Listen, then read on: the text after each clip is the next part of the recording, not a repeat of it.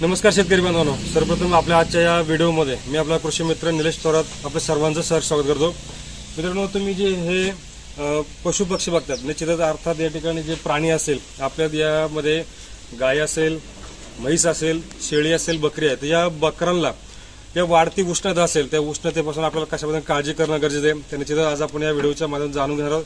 त्यासाठी निश्चितच हा व्हिडिओ तुम्ही संपूर्णपणे शेवटपर्यंत पहा आणि समजून घ्या। अजूनपर्यंत आपल्या चॅनलला फॉलो नसेल केलं तर करून ठेवा, व्हिडिओ लाईक करा, शेअर करा आणि आपल्या शेतकरी बांधवांना पाठवा।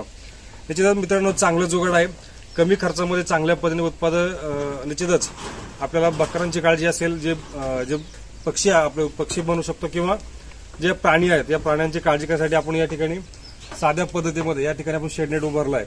काही शेतकरी बांधव त्या ठिकाणी पत्र्याचा शेड करतात, पण पत्र्याच्या शेडला कॉस्टिंग जास्त आहे।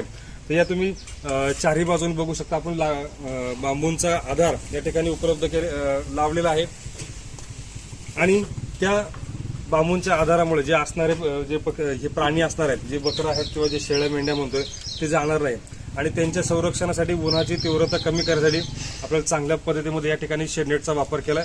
आणि दुसरी गोष्ट याच्यामध्ये महत्त्वाचा फायदा घेण्याची, तुम्ही फॉगर सुद्धा बसवू शकता। जे फॉगर बसवले तर जे वाढतं टेम्परेचर असेल, वाढती उष्णता आहे, ते प्राण्यांना थंड करण्यासाठी किंवा आपण त्याचं वातावरण क्लायमेट थंड राहण्यासाठी त्याचा फायदा होणार आहे।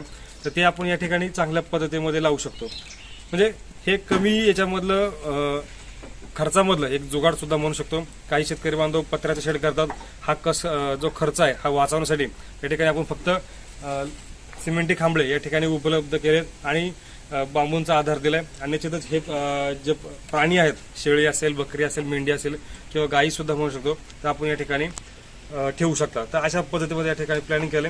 तर निश्चितच तुम्हाला हे प्लॅनिंग कसं वाटलं, कशा पद्धतीमध्ये करणं गरजेचं आहे किंवा तुमच्या काही समस्या असेल तर निश्चितच आपल्या या व्हिडिओच्या कमेंट बॉक्समध्ये सांगा। धन्यवाद।